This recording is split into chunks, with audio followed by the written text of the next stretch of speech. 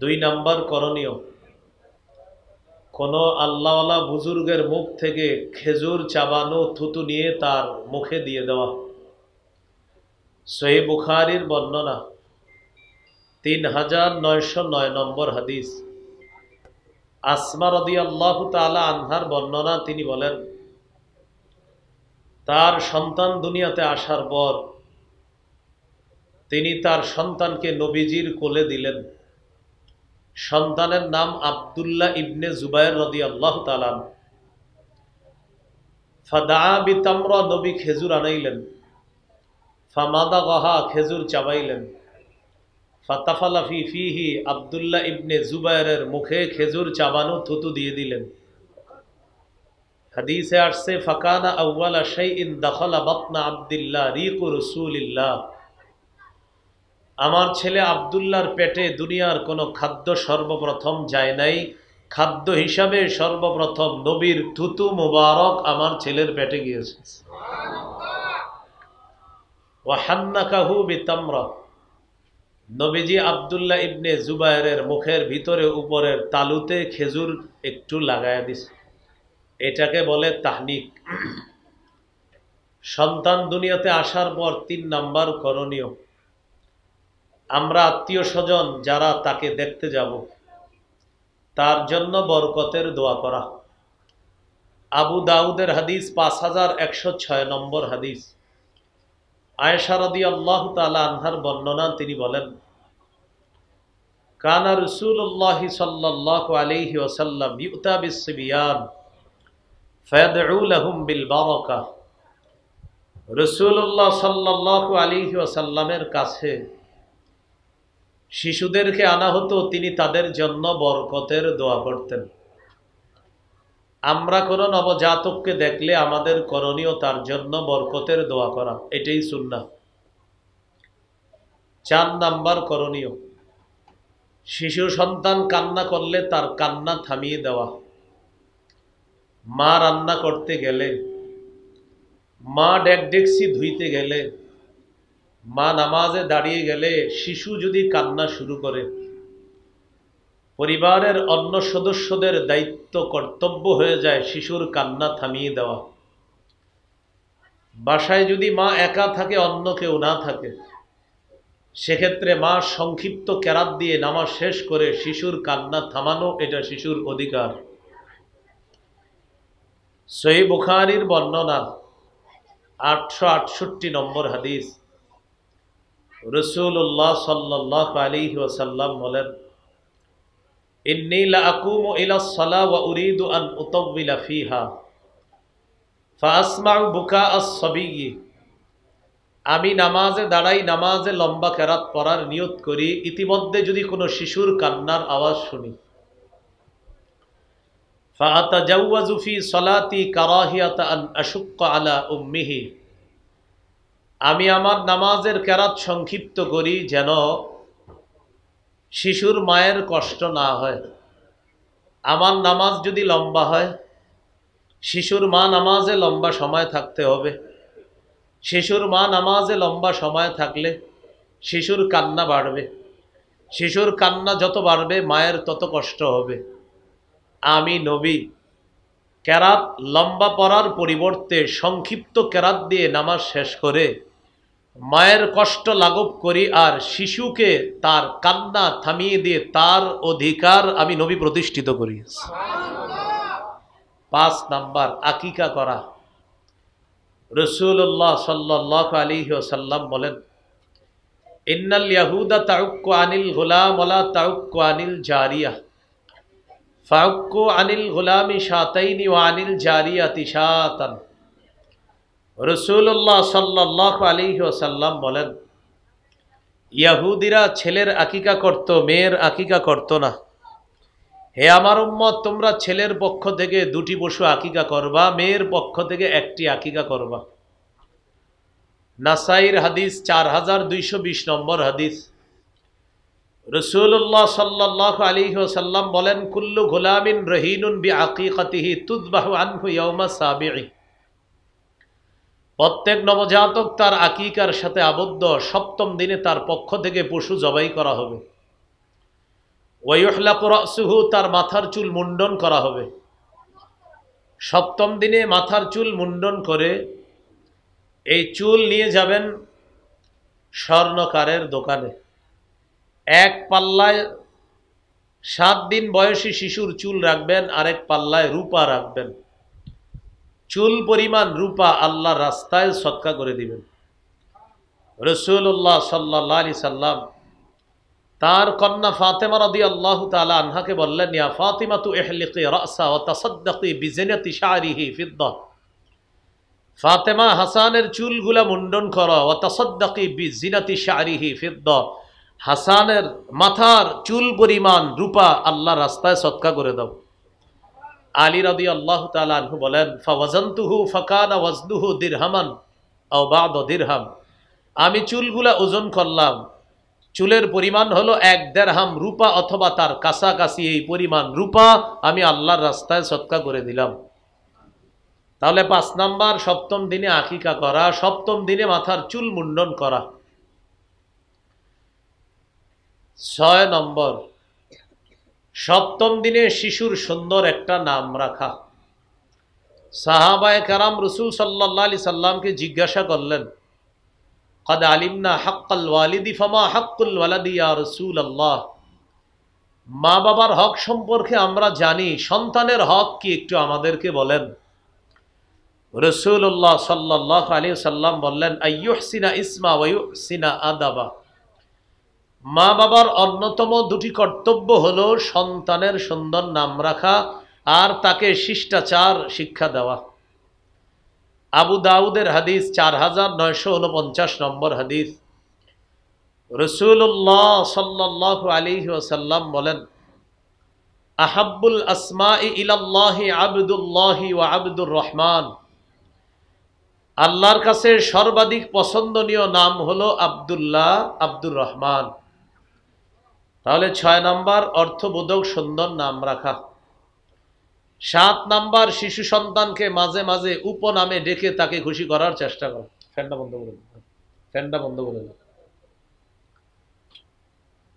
মাহফিলে প্রয়োজনে ceiling fan দিবেন, এই ফ্যান দিবেন না, এটা পুরো একটা রিমান্ডের মতো ফ্যান, এত আওয়াজ হয় মনে হয় যে একটা রিমান্ড।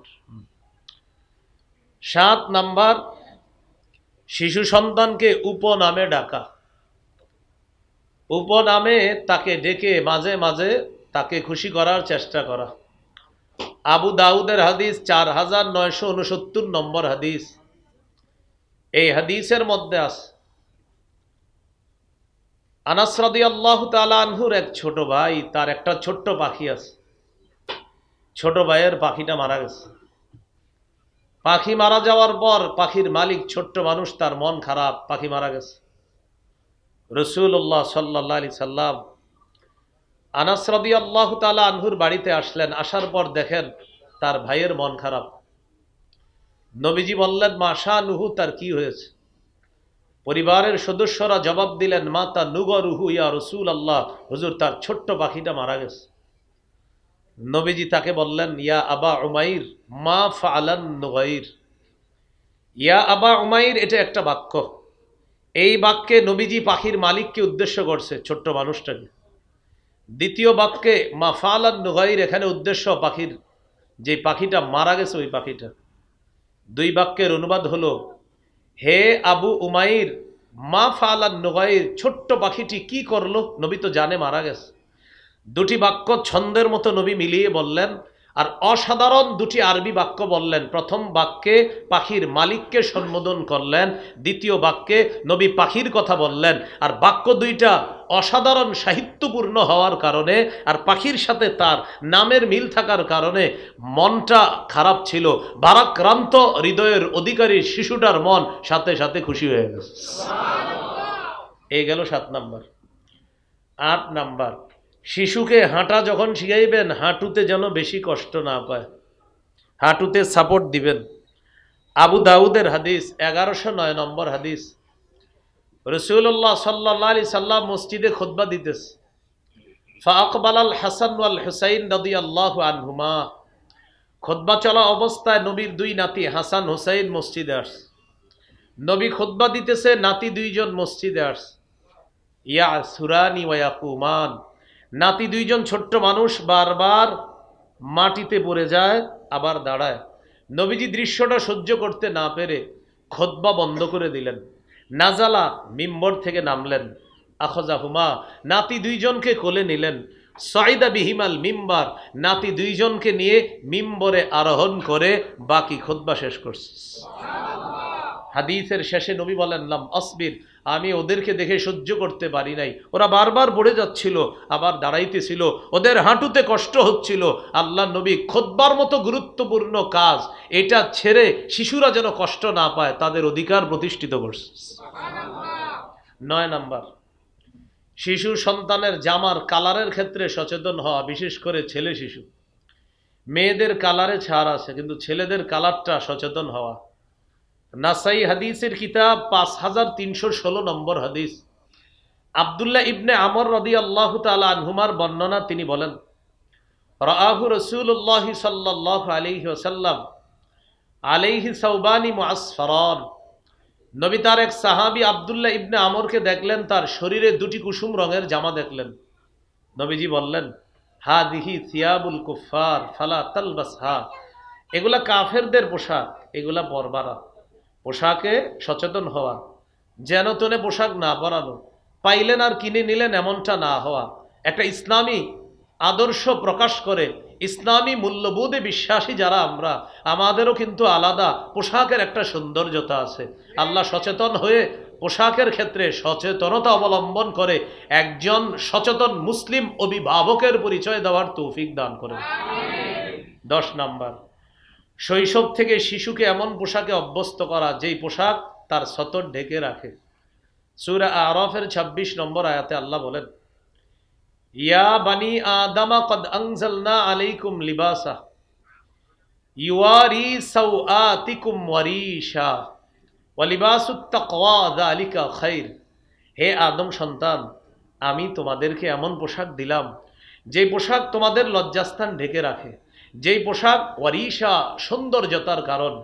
মনে রেখো, ওয়ালিবাসুত তাকওয়া যালিকা খায়র, তাকওয়ার পোশাক, যেই পোশাক আল্লাহ ভীতি প্রকাশ করে, যেই পোশাক তাকওয়ার পোশাক, এটাই সর্বোত্তম পোশাক। 11 নাম্বার, সাদা পোশাকে অভ্যস্ত করা, সাদা পোশাক সর্বোত্তম পোশাক। আবু দাউদের হাদিস 4061 নম্বর হাদিস।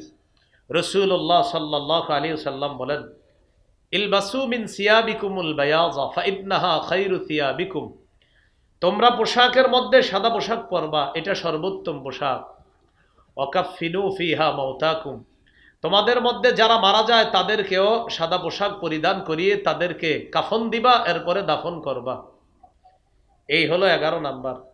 12 নাম্বার, শিশুকে এমন পোশাক পরানো যেই পোশাক অহংকার প্রদর্শন না করে। রাসূলুল্লাহ সাল্লাল্লাহু আলাইহি সাল্লাম এক হাদিসে 4টা আদেশ করেছেন। কুলু ওয়াশরাবু ওয়াতাসাদ্দাকু ওয়ালবাসু মা লাম ইউখালিতহু ইসরাফুন আও মাখিলা।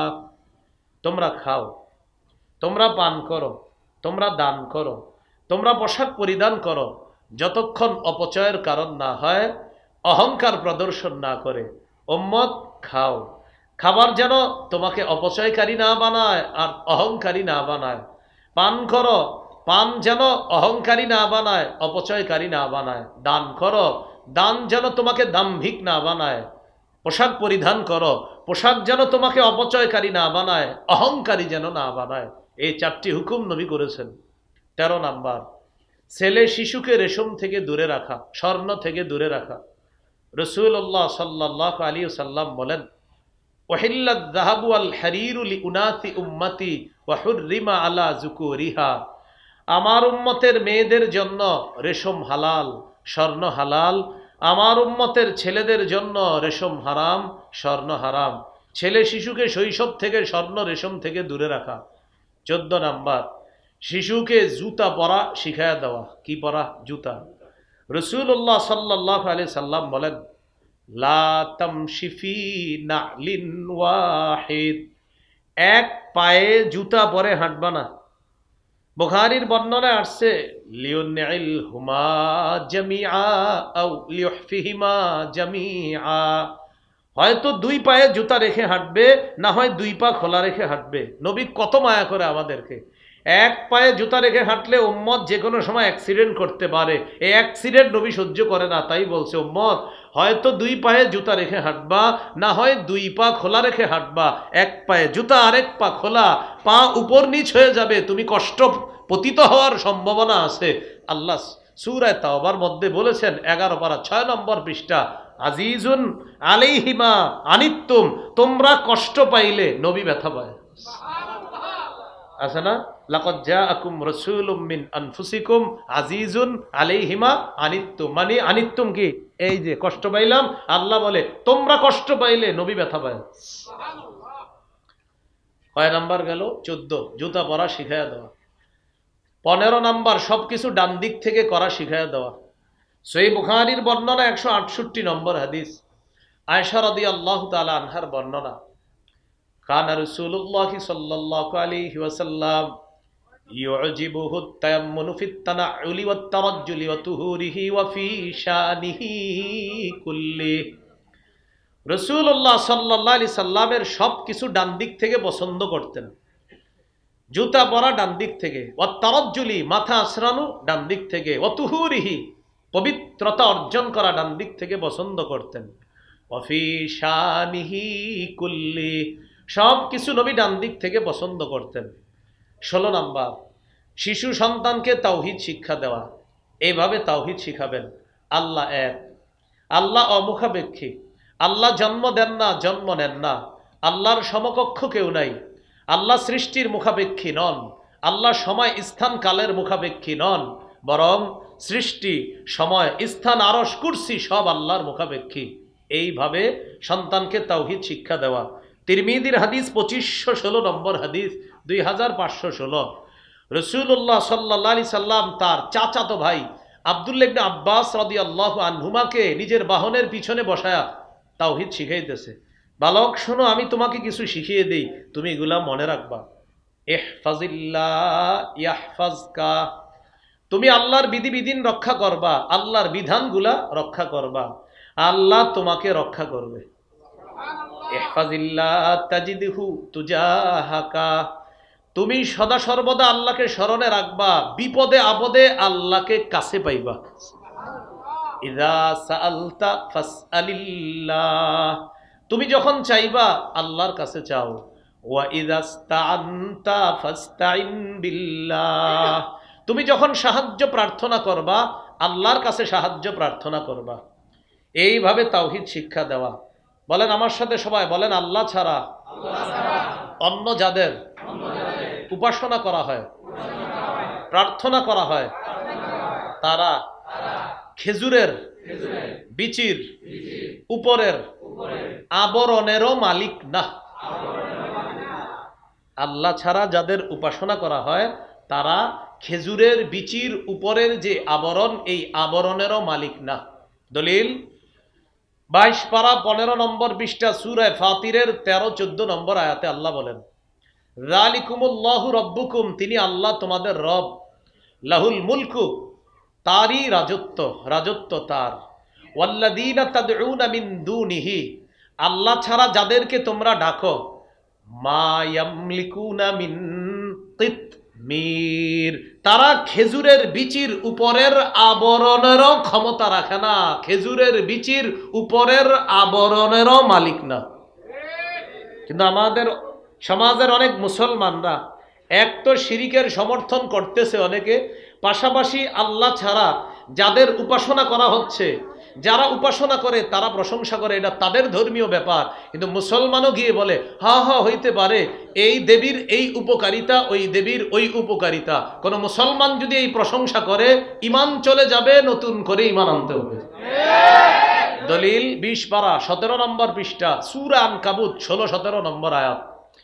ইব্রাহিম নবী তার জাতিকে বললেন, ইন্নামা তা'বুদুনা মিন দুনিল্লাহি আওসানা, তোমরা আল্লাহ ছাড়া কিছু প্রতিমা পূজা করছো, অতাখলুকুনা ইফকা, কিছু মিথ্যা বানাইতেছো, রচনা করছো। আল্লাহ ছাড়া কিছু প্রতিমা পূজা করছো আর কিছু মিথ্যা রচনা করছো, বলে এই প্রতিমার এই উপকারিতা, ওই প্রতিমার ওই উপকারিতা। আমরা আবার বলছি, যারা ওই ধর্ম পালন করে এটা তাদের ধর্মীয় বিশ্বাস, কিন্তু কোনো মুসলমানও যদি বলে হ্যাঁ হ্যাঁ হ্যাঁ এই দেবীর এই উপকারিতা, ওই প্রতিমার ওই উপকারিতা, আল্লাহ কোরআনে বলছে, এগুলা মিথ্যা কথা।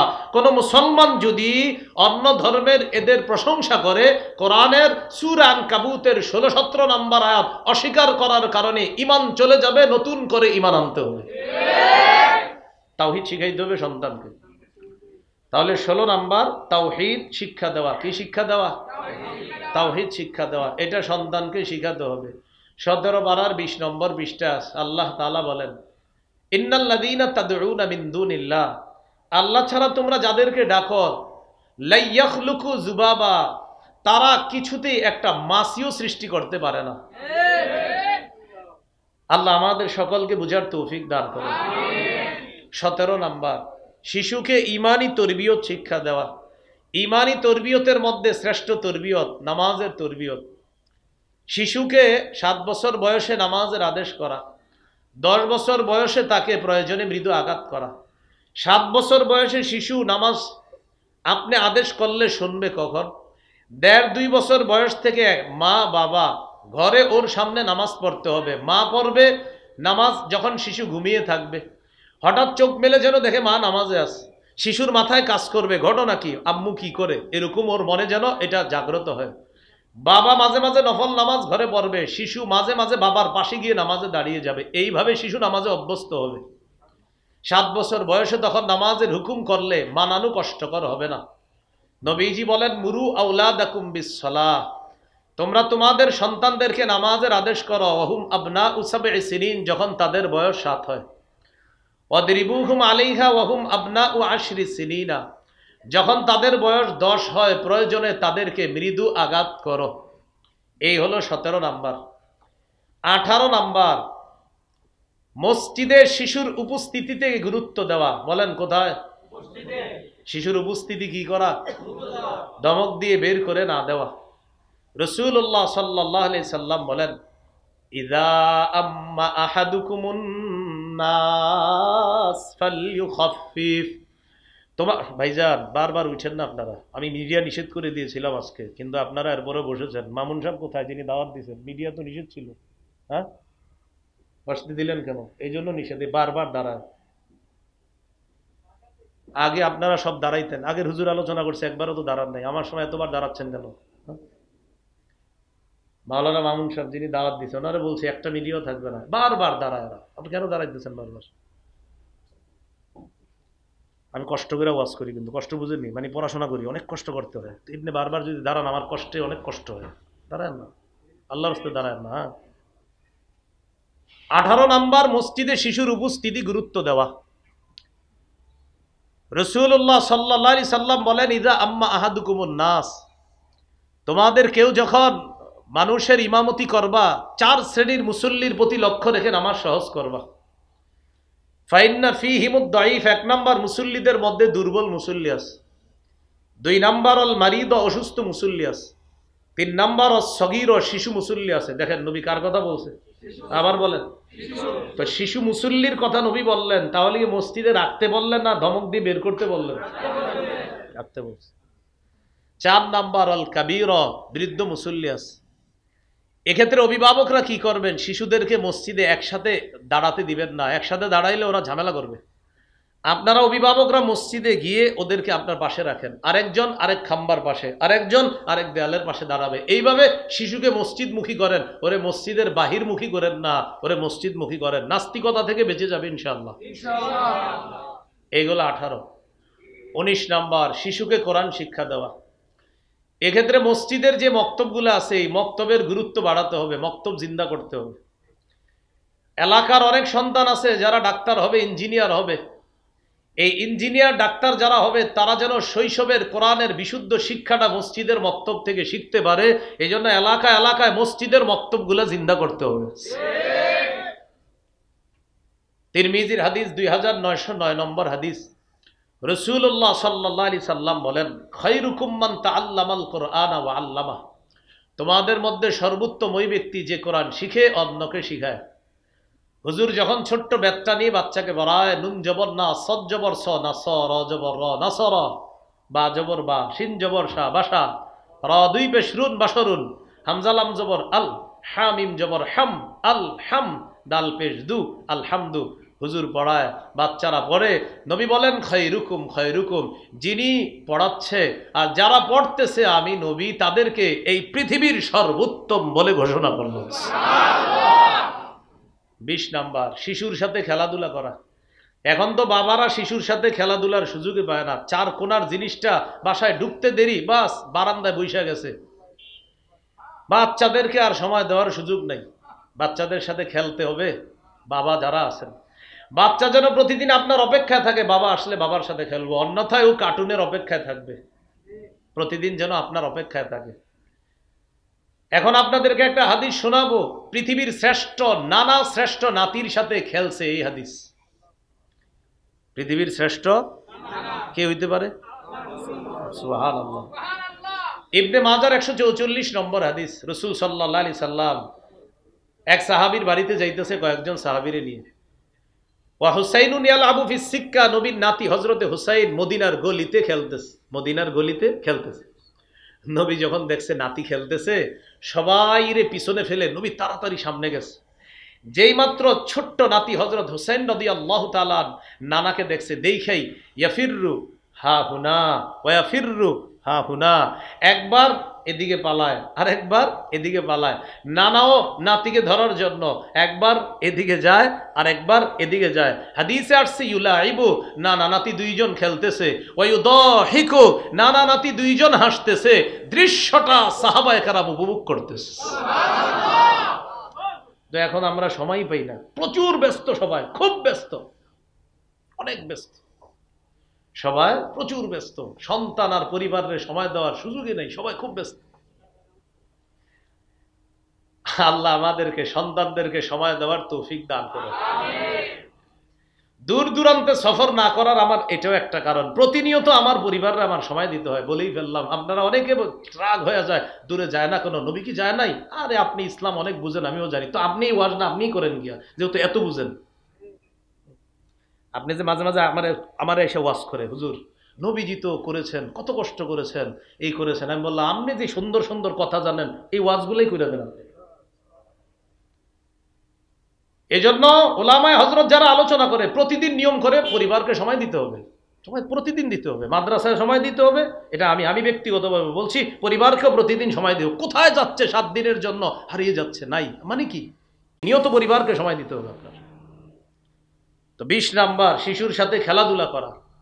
আবার লেখে 7 দিনের জন্য অমুক এলাকায় যাচ্ছি, লেখে আবার খুব। আপনার মাদ্রাসা কোথায়? আপনার পরিবার কোথায়? হ্যাঁ, আপনার বাজার সদাই কে করবে? আপনার কাঁচা বাজার, মাছ মুরগি কে কিনবে?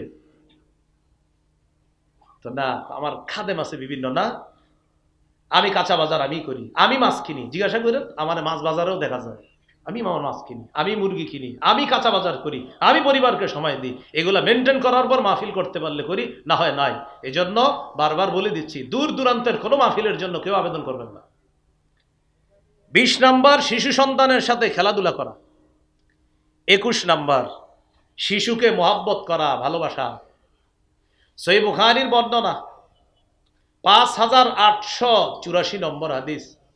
রাসূল সাল্লাল্লাহু আলাইহি সাল্লাম একদিন বাসায় আসছে বাজার থেকে। আসার পর নবীজি সাল্লাল্লাহু আলাইহি সাল্লাম বললেন, আইনা লুকা, আমার হ্যাংলা পাতলা ভাই কোথায়, মানে নাতি কোথায়? হ্যাংলা পাতলাকে হযরতে হাসান, দেখতে হ্যাংলা পাতলা ছিলেন। হযরতে হাসান আসছে, আসার পর ইলতাজামা, নবীজি হযরত হাসানকে জড়ায় ধরে বললেন, আল্লাহুম্মা ইন্নী উহিব্বুহু, আল্লাহ হাসানকে আমি খুব ভালোবাসি। ফাহিব্বা, আপনিও তাকে ভালোবাসেন। ও আহিব্বা মাই ইউহিব্বু, আল্লাহ আমার হাসানকে যে ভালোবাসবে আপনি তাকে ভালোবাসেন। সুবহানাল্লাহ। 22 নাম্বার, শিশুকে রানে বসাবেন, রানে এই রানে বসায়া শিশুর জন্য বলবেন, আল্লাহ আমি আমার এই সন্তানকে খুব মায়া করি, আপনিও তার প্রতি দয়া করেন। এই দোয়া করা। সহিহ বুখারীর বর্ণনা 6003 নম্বর হাদিস। নবীজির 2 নাতির ব্যাপারে এই হাদিস। একজন হলেন নবীর ছেলের ঘরের নাতি, ছেলে বলতে পালক পুত্র যায়েদ বিন হারেসা রাদিয়াল্লাহু তাআলা আনহুর সন্তান উসামা ইবনে যায়েদ। আরেকজন হলেন নবীজির মেয়ের ঘরের নাতি, তার নাম হযরত হাসান। তাহলে এক নাতি দাদার নাতি, আরেক নাতি নানার নাতি। উসামা ইবনে যায়েদ রাদিয়াল্লাহু তাআলা আনহু বলেন, কানা রাসূলুল্লাহ সাল্লাল্লাহু আলাইহি সাল্লাম ইয়াখুযুনি ওয়া ইউকঈদুনি আলা ফাখিজিহি, নবীজি আমারে ধরে তার রানে বসাইতেন, ওয়া ইউকঈদুল হাসান আলা ফাখিজিহিল উখরা, আরেক রানে নবী তার নাতি হাসানকে বসাইতেন। তাহলে দুই রানে দুই নাতি, এক রানে দাদার নাতি, আরেক রানে নানার নাতি, ইয়াজুম্মুহুমা, দুইজনকে এইভাবে মিলাইতেন। মিলানোর পর নবীজি সাল্লাল্লাহু আলাইহি সাল্লাম বলতেন, আল্লাহুম্মা আরহামহুমা ফাইন্নী আরহামুহুমা, আল্লাহ আমি আমার এই দুই নাতিকে খুব মায়া করি, আপনিও তাদেরকে দয়া করেন, মায়া করেন। 23 নাম্বার, শিশুর প্রতি স্নেহ করা, মায়া মমতা করা। যার শিশু দেখবেন একটা হাসি দিবেন, একটা মায়ার হাসি দিবেন। সমাজে কিছু মানুষ আছে ওরা শুধু নিজের শিশুরে দেখলে হাসে, অন্যের শিশু দেখলে চেহারাটা এমন করে রাখে, ভাবসাব এমন যে উনি যে কোনো সময় এশিয়া মহাদেশের দায়িত্ব নিবে, অথচ বৈশা রয়েছে কই এই চিপার পান দোকানের সামনে বৈশা রয়েছে, কিন্তু ওনার ভাবসাব এমন। কেন আপনি এমন ভাব নিবেন কেন? অন্যের শিশুরে দেখলে একটা হাসি দিয়েন, আপনি হাসলে আল্লাহ খুশি হবে। বলেন আমার সাথে, পৃথিবীর বলেন সব শিশুই এক একটা ফুল, সব শিশুই সুন্দর, সবার শিশু সুন্দর, সবার শিশু সন্তান সুন্দর। যার শিশু সন্তান ওরে দেখলে একটা খুশির হাসি দিবেন, একটা মায়ার হাসি দিবেন। আপনি চেহারা এমন করে রাখেন এই শিশু আপনারে দেখলে আর 2 মাসও রাস্তায় আসে না। কেন এরকম না করা? তিরমিজির হাদিস 1920 নম্বর হাদিস, 1920 নম্বর হাদিস। এই হাদিসে আছে, লাইসা মিন্না মান লাম ইয়ারহাম সগীরানা ওয়া লাম ইয়ারিফ শরফা কাবীরিনা, যে শিশুকে স্নেহ করে না, বড়কে শ্রদ্ধা করে না, তারা আমার উম্মতের অন্তর্ভুক্ত না। এইগুলো 23 নম্বর। 24 নম্বর, শিশুকে চুমা দেওয়া। একটা সুন্দর হাদিস শোনেন, নবীজির এক সাহাবী, বুখারীর বর্ণনা 5997 নম্বর হাদিস। সাহাবীর নাম আকরা ইবনে হাবেস রাদিয়াল্লাহু তাআলা, তিনি বলেন, ইন্নালি আশারাতাম মিনাল ওয়ালাদ, আমার 10 জন সন্তান, মা ক্বাব্বালতু আহাদা মিনহুম, আমি 10 জনের কাউরে কখনো চুমু দেই না। নবীজি বলেন, এটা তুমি কি বললা? তোমার সন্তানদেরকে তুমি আদর করো না তো কে করবে? মান লা ইয়ারহাম লা ইউরহাম, আরে যে দয়া করে না তাকে দয়া করা হয় না। তুমি যদি সন্তানকে মায়া না করো তো তোমাকেও মায়া করা হবে না। তাহলে শিশুকে চুমা দেওয়া কত গেল? 24। 25 নাম্বার, আপনি লোভনীয় কোনো খাদ্য খাইতেছেন, যে খাদ্যটা শিশুরও পছন্দ এবং তার স্বাস্থ্যসম্মত, এই খাদ্যে তার স্বাস্থ্যের ক্ষতি হবে না, তাহলে কি করবেন জানেন? আগে শিশুরে দিবেন, দেওয়ার পরে মাশাআল্লাহ ও যদি পুরাটা খায়, খেয়ে ফেললো, আর যদি কিছু আপনারে দেয় আলহামদুলিল্লাহ, না দিলেও আলহামদুলিল্লাহ। নবীজির কাছে হাদিস শোনেন, ইজা উতিয়া রাসূলুল্লাহ সাল্লাল্লাহু আলাইহি সাল্লাম বিবাকুরাতিল ফাকিহা, নবীজির কাছে যখন গাছের প্রথম ফলটা হাদিয়া আসতো, গাছের প্রথম ফল, সাহাবায়ে কেরাম ফল প্রথম যখন গাছে আসতো এটা নবীজিরে হাদিয়া দিতেন। নবীজি কি করতেন? ওয়াদআহা আলা আইনাইহি ওয়া শাফাতাই, এই ফলকে চোখের উপর রাখতেন, ঠোঁটের উপর রাখতেন। রাখার পর নবীজি সাল্লাল্লাহু আলাইহি সাল্লাম ফলের দিকে তাকায় দোয়া করতেন, আল্লাহ গাছের প্রথম ফলেও বরকত দেন, শেষ ফলেও বরকত দেন, বাগানের শেষ ফলেও বরকত দেন, এইভাবে দোয়া করতেন। অতঃপর সুম্মা ইউতিহা মাইয়াকুনু ইনদাহু মিনাস সিবিয়ান, নবীজির পাশে কোনো শিশু থাকলে ফলটা তারে দিয়ে দিতেন, নাও তুমি খাও। সুবহানাল্লাহ। 26 নাম্বার, এটা সবাই আমার সাথে বলতে হবে, বলেন ভুলেও, আবার আরো জোরে, শিশুর সাথে মিথ্যা বলা যাবে না। কি বললাম? এটা আপনারাই বলেন, ভুলেও। আব্বু এদিকে আসো মজা দিব, আসার পর দেন নাই, মিথ্যা কথা। বাবা এদিকে আসো তোমাকে খেলনা কিনে দিব, আসার পর দেন নাই, মিথ্যা কথা। ও যদি কখনো আপনারে মিথ্যাবাদী ভেবে বসে আর ওর চোখে সত্যবাদী হতে পারবেন না, মনে রাখবেন। আবু দাউদের হাদিস 4991 নম্বর হাদিস। আব্দুল্লাহ ইবনে আমির রাদিয়াল্লাহু তাআলা আনহুর বর্ণনা, তিনি বলেন, দাআতনি উম্মি ওয়া রাসূলুল্লাহ সাল্লাল্লাহু আলাইহি ওয়াসাল্লাম ফি বাইতি, নবীজি আমাদের বাসায় ওই অবস্থায় আমার আম্মা আমাকে ডাক দিছে, আব্বু এদিকে আসো, তাল উতিকা, বাবা এদিকে আসো তো তোমাকে আমি কিছু দিব। নবীজি পাশের থেকে বললেন, মা আরাদতি আন তুতিহি, এই তুমি তোমার ছেলেরে কি দিবা? আমার আম্মা জবাব দিলেন, উতিহি তামারা, হুজুর আমি তারে খেজুর দিব। নবীজি বললেন, আসলে খেজুর দিবা? কি বললেন? আসলে মনে রাখবা, লাউলাম তুতিহি শাইআ, তুমি যদি তাকে ডাক দেওয়ার পর কিছু না দিতা, কুতিবাত মিনকা ইনদাল্লাহি কাযিবা, তোমার নামে আল্লাহর কাছে একটা মিথ্যা কথা লেখা হয়ে যেত। আপনারা টেনশনে পড়ে গেছেন, এরকম মিথ্যা জীবনে অনেক বলেছি আমরা, হ্যাঁ, না বলা যাবে না। তাহলে 26 নাম্বার, শিশুর সাথে কিভাবে ভুলেও মিথ্যা বলা যাবে না। 27 নাম্বার, শিশুকে বালখিল্যতা করার সুযোগ দেওয়া। বালখিল্যতা মানে আপনার দাড়ি ধরে টান দিবে, আপনার টুপি ধরে টান দিবে, আপনার নাকটা ধরবে, আপনার কান ধরবে। যদি আপনার সময় সুযোগ থাকে ওরে আপনি একটু খেলতে দেন আপনার জামার সাথে, দাড়ির সাথে। বুখারীর বর্ণনা 5993 নম্বর হাদিস, একজন মহিলা সাহাবিয়া, নাম হলো উম্মে খালেদ রাদিয়াল্লাহু তাআলা আনহা। তিনি বলেন, আতাইতু রাসূলুল্লাহি সাল্লাল্লাহু আলাইহি ওয়াসাল্লাম মা আবি, আমি আমার আব্বার সাথে নবীজির কাছে গেলাম। তখন আমি ছোট মানুষ। আলাইয়া কামিসুন আসফার, আমার শরীরে একটা হলুদ রঙের জামা। আমি আগেই বলছি মেয়েদের কালারে একটু ছাড় আছে। নবীজি আমার গায়ের হলুদ রঙের জামা দেখে বললেন, সানাহ সানাহ। কি বললেন বলেন তো? সানা। সানা অর্থ কি জানেন? সুন্দর সুন্দর, মাশাল্লাহ জামাটা সুন্দর সুন্দর। সানা সানা এটা হাবশি ভাষা, এটার আরবি হলো হাসানা হাসানা, বাবা খুব সুন্দর, খুব সুন্দর জামা। মহিলা সাহাবিয়া তিনি বলেন, আমি ছোট্ট মানুষ ছিলাম, নবীর এই কাঁধের নিচে এইখানে কবুতরের ডিমের মতো একটা মোহরে নবুয়ত আছে, যেটা নবীর শেষ নবী হওয়ার দলিল। আমি কি করলাম? আমি ছোট্ট মানুষ তো, ফাযাহাবতু আলআবু বিখাতাবিন নুবুওয়া, আমি নবীর এই মোহরে নবুয়ত নিয়ে খেলা করা শুরু করছি। চিন্তা করেন, নবীজির মোহরে নবুয়ত নিয়ে খেলা শুরু করছে। জাজারনি আবি, আব্বা একটা ধমক দিছে। আমার আব্বা যখন আমাদের ধমক দিছে, নবীজি আমার আব্বাকে বললেন, দা হা, আরে ছোট্ট মানুষ ধমক দিছো কেন? আমার মোহরে নবুয়ত নিয়ে খেলতেছে, এই জন্য খেলতে দাও, আনন্দ পাইতেছে তাকে খেলতে দাও। নবীর মোহরে নবুয়ত নিয়ে একটা বাচ্চা খেলতেছে, নবী বলতেছেন খেলতে দাও। কিন্তু আমরা কি করি? ওই যে আমাদের তো ব্যস্ততা প্রচুর, কারণ এই তুমি কোথায়, বাচ্চাটা নাও তো, আহা খুব জ্বালাইতেছে। না, আপনি অনেক ব্যস্ত। একদিন ব্যস্ততা কাটবে, যেদিন মাথার উপর পানি চলে যাবে সেদিন আফসুস করবেন, কি করলাম সন্তানকে, খুব আফসুস। এ হলো 27 নাম্বার। 28 নাম্বার, খেলায় মগ্ন শিশুকে হঠাৎ বাধা না দেওয়া। বেত নিয়ে দৌড়ে যেতেছে, শিশু দিছে এমন দৌড়, খাম্বার সাথে গিয়ে বাড়ি খেয়েছে।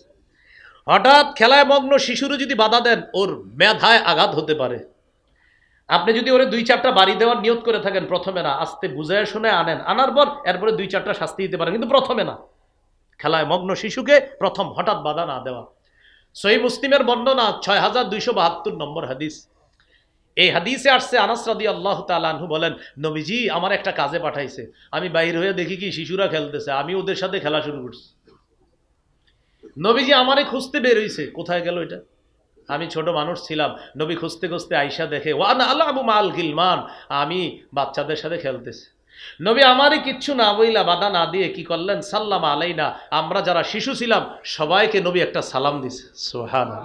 দেখছেন নবীর সুন্নত শিখাই কি, আমরা করি কি? নবী সবাইয়ের একটা সালাম দিছে। তো শিশুরা সবাই চুপ হয়ে গেছে। নবী আস্তে ধীরে হযরতে আনাসকে আনলেন, আনার পর, তোমার একটা কাজে পাঠাইছি, যাও নাই? নবীজি তখন তাকে ওই কাজে পাঠাইলেন, বুঝায় শোনা কাজে পাঠাইলেন। দেখছেন নববী পদ্ধতি কি, নববী তরবিয়ত, এটাকে বলে নববী তরবিয়ত, নববী লালন পালন। কত নাম্বার গেল ভাই? 28। 29 নাম্বার, শিশুকে গুনাহ থেকে দূরে রাখা। ভাই আপনাদের হাতে পায়ে ধরে বলি, গুনাহের পরিবেশ থেকে দূরে রাখেন শিশুকে। আপনি বলতে পারেন, হুজুর শিশুর তো গুনাহ নাই, কথা সত্য, কিন্তু আরবি একটা প্রবাদ মনে রাখবেন, আত-তালিমু ফিস সিগর কান-নাকশি ফিল হাজার।